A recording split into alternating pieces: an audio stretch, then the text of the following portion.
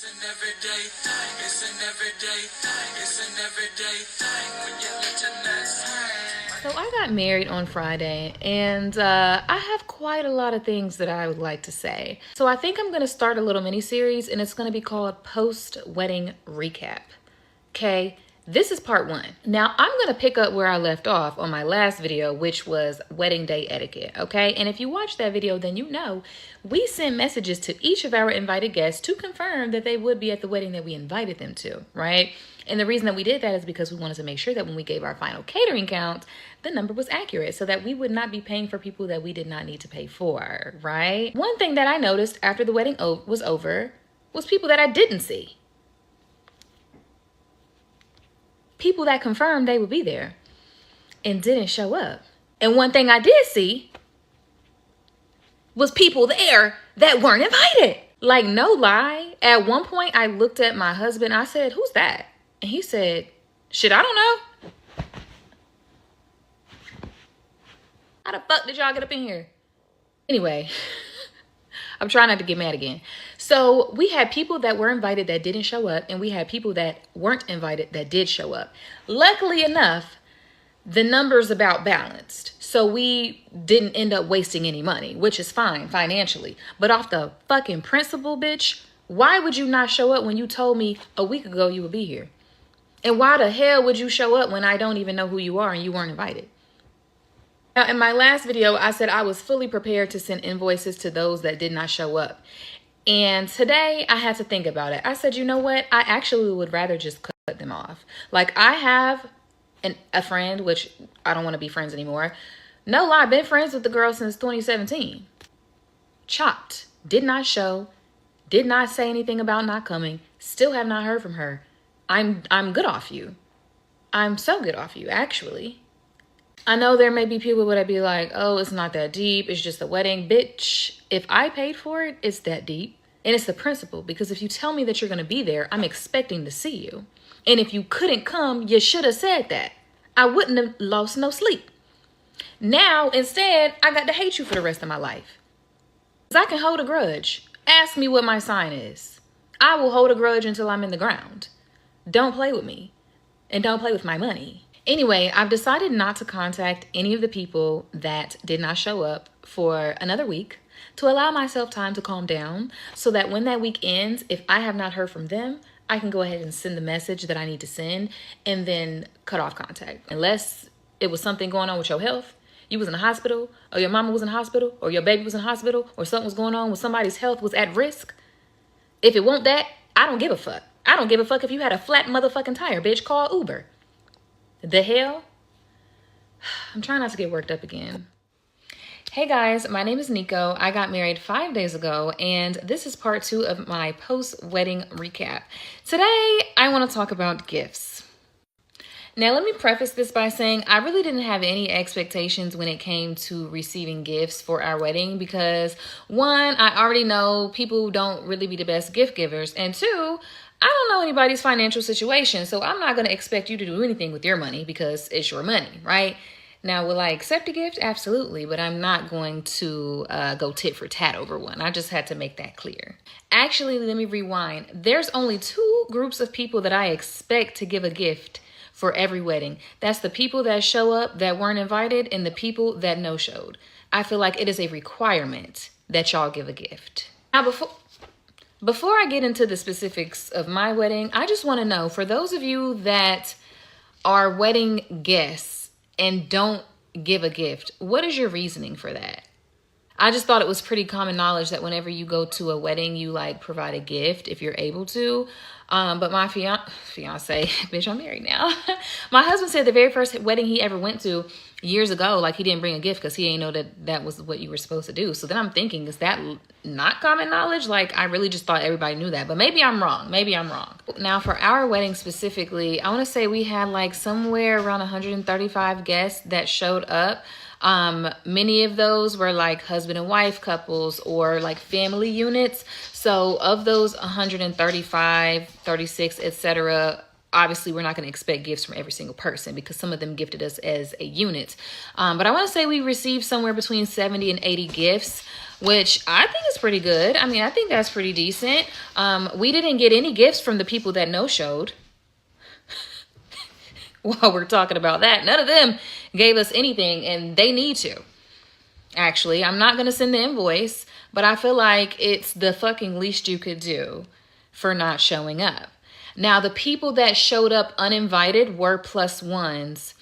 And I think maybe a couple of the actual invited people gave us gifts. But for those that didn't and brought a +1, you need to give us a gift too. I mean, you can't just do whatever you want to do and not face any consequences. And your consequence should be to buy me something, ho. Other than that, I mean, I personally don't feel gifts are that big of a deal. I think that it is a common courtesy if someone throws a wedding and they invite you there and they pay all this money and they do all this planning and they do put in all this effort. The least you could do is, you know, give them a little something for their troubles and for considering you. But maybe, you know, other people think differently. So I would love to know if you are a recent bride, or hell, even if you got married 10 years ago, what was the gift giving situation like? Also, like, I got to look at your picture to see what side of the spectrum you fall on, because I've been told that other races and other nationalities gift a lot better than black people. I mean, I've never been to a non-black wedding, and I don't really have any insight into that. So if you are a non-black person and you'd like to provide a little clarity, I'd love to hear it. I like to learn about different cultures and how people do things when it's a wedding. So Hey, so this is a good chance to tell my gift giving situation. Now, to address the first part, people that were invited, everyone who was invited for the most part showed up to my wedding. But what I did though, um, people that weren't able to show up either still sent a gift or, told me they wasn't gonna show up. But it's okay though, because I was like, some people had stuff to do, but everybody showed up to the reception. Like everybody, though, the reception was lit. Okay. Now my wife was Asian. Okay. So if anybody knows about Asian cultures, they don't give gifts. They set up. They give gifts. They give money, cash, 100, 200, 1,000, 500, hundreds. So we probably spent about 10,000 on the wedding itself. Mostly my wife's money, because she hit some money at the damn casino and was like, let's pay for all this shit. So she had the wedding that she wanted. We dressed the way that she wanted. All that. I wore the colors she wanted. You know what I'm saying? It was her. It was for her, and she was beautiful too. She was like absolutely amazing. Everything just went without a hitch. I'm talking about her nails, toes. She was looking fine, right? And I mean, I was looking good too. But the gifts was fabulous. Now let me tell you. So we got married at an Asian church. We got married at an Asian church. It's one of the biggest churches in Oklahoma City, or whatever. And so we got married there, and then it was a pretty decent wedding. We didn't get married in the main hall. It's like they have a little chapel area that you can get married in. Only the family and close friends was invited to the actual wedding. So the people, it wasn't that many that didn't show up to the actual wedding. But we told everybody, hey, don't worry, come to the reception after the wedding. You can see us walk in and we do all our stuff there. That's where it's more of a celebration. The wedding was more family and close friends, which was still maybe 50 people. You know what I mean? And that's good. Like, you don't want to sit people through a wedding that aren't really close to you, but they close to you. So just come, you come celebrate with us. You don't have to sit through the vows. Like, we recorded it, so you want to see it, I'll send you a DVD or something. And yes, she was Asian. She was from Laos, so she's Laotian, and actually born in Laos. She was born in Laos, and she came to America as like she was like 1 year old, whatever. And so we had the gift. Man, I'm telling you, we in gifts We got about almost 10 to 15,000 in gifts. Um, so for listen, the best part, we're gonna continue her story, but the best part was of the reception. So of course, they was playing the Asian music as people was getting started because it was more like more subtle.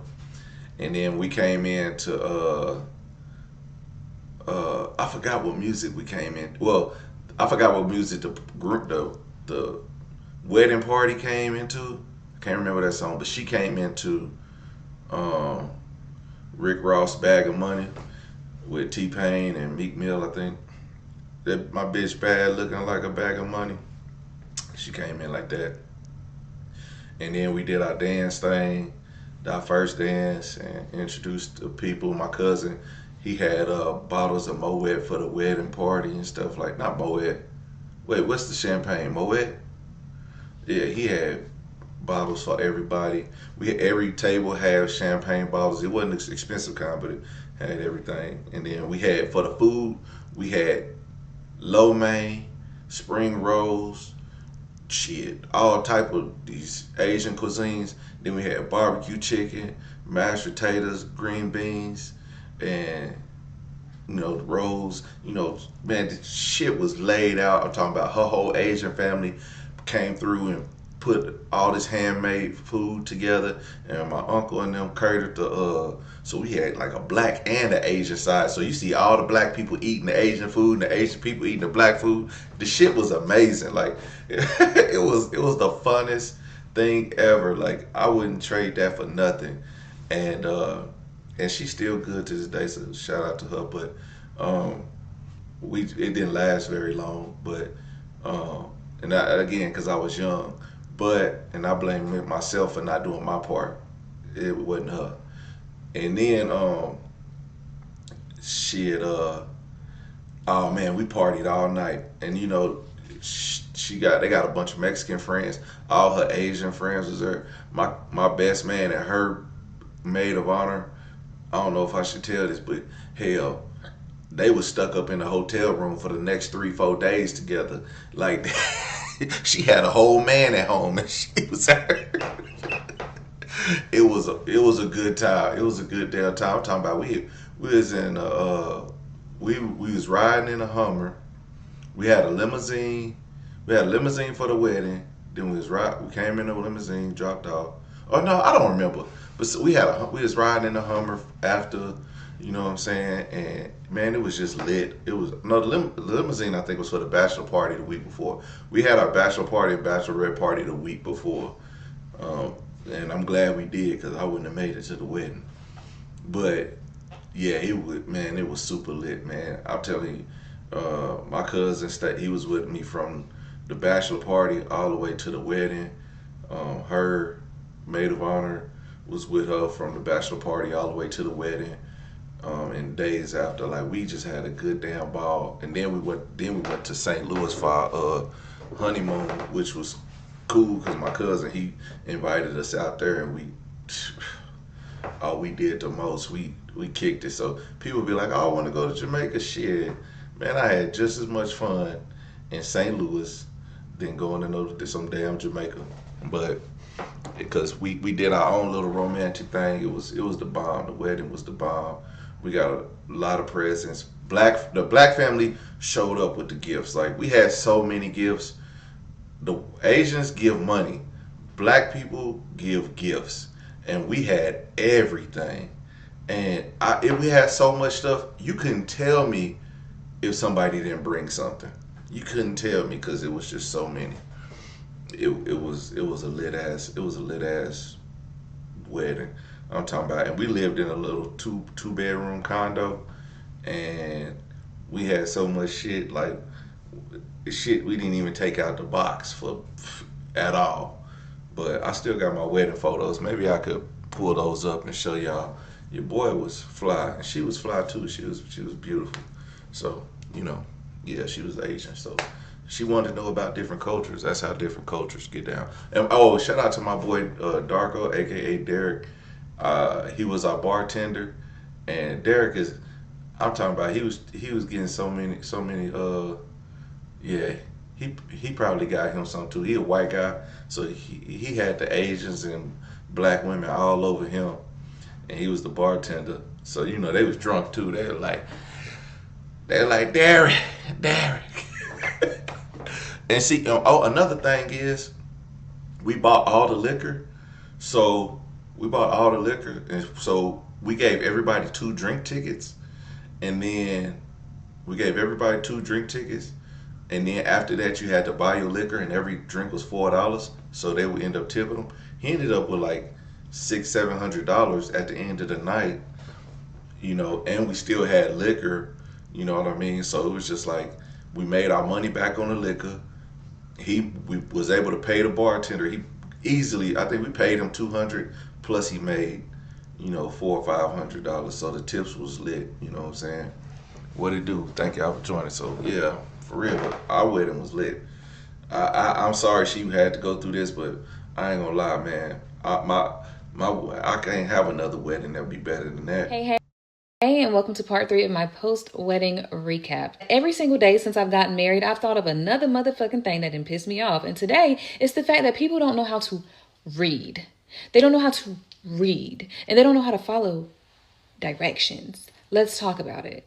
When we first got engaged, we went ahead and started creating our entire everything on Zola. I'm talking about our website. I'm talking about our save the dates. I'm talking about invitations, registry. Everything was on the same website. It was all accessible in the same location. So mind you, we got married in October.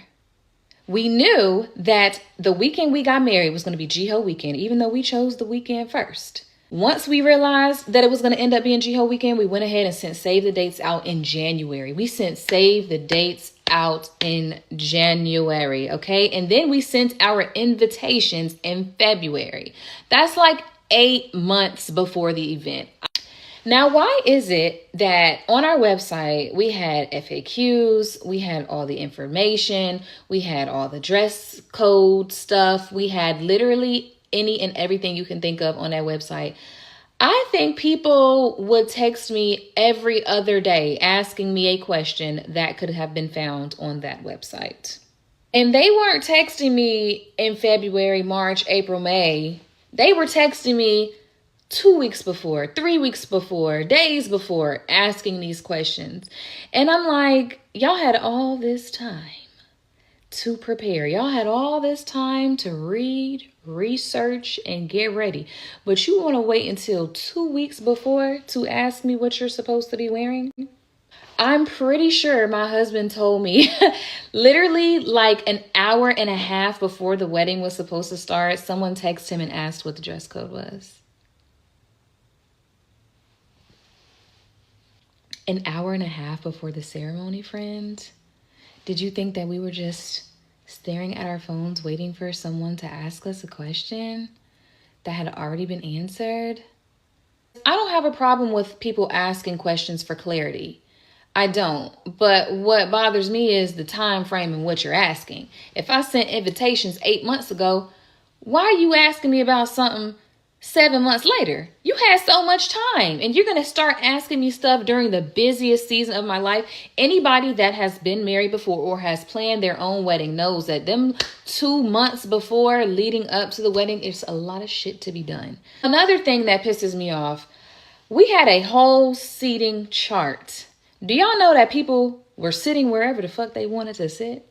People were taking chairs from other tables to move to other tables. And I'm like, my poor coordinator, I mean, we had 100 plus people and my girl was doing what she could. But in what world do you just show up at somebody's wedding and do what the fuck you want to do? In what world do we do that? I'm sitting at the sweetheart table looking around like, you're not supposed to be there. I made the motherfucking seat chart. I know who's supposed to be where, bitch, and you're not supposed to be over there. You're supposed to be over here. They are supposed to be over here. One of our guests literally told him that it was like the Wild Wild West trying to get a table. Why are y'all trying to get a table? There's literally a seating chart. You know what I mean? Like, I'm just so amazed. Every day I think of something else that just has me speechless. So yeah. Hey.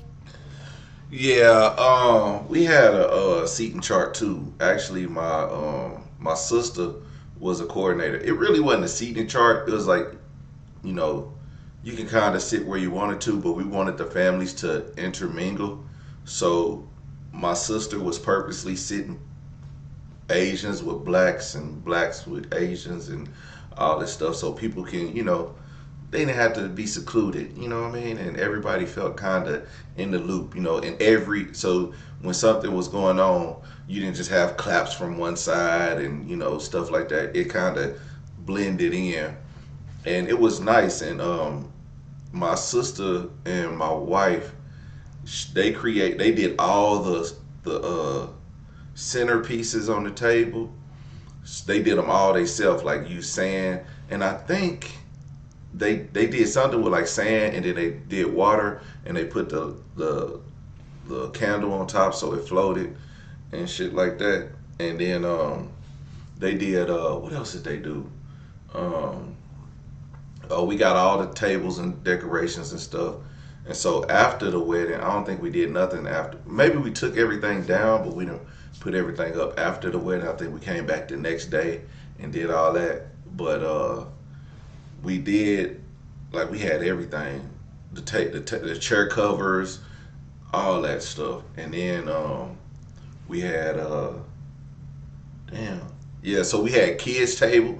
We had the kids table. So y'all get y'all's ass over here, because at some point in the party we had the kids. Yeah, some of them left, some of them stayed. You know what I'm saying? And yeah, it went off. My daughters were supposed to be in the wedding, but both of my baby mamas found out I was getting married, and both of them kept my kids away from my wedding. Them dirty, rotten scoundrels. So just having bitter baby mamas. Guess what? They still never got married. Okay, lousy asses, and that's what's wrong with them right now. Anyway, had a good damn wedding, but I'm sorry she had to go through this, but I did not have that experience, and I'm glad I didn't, because it sounds horrible.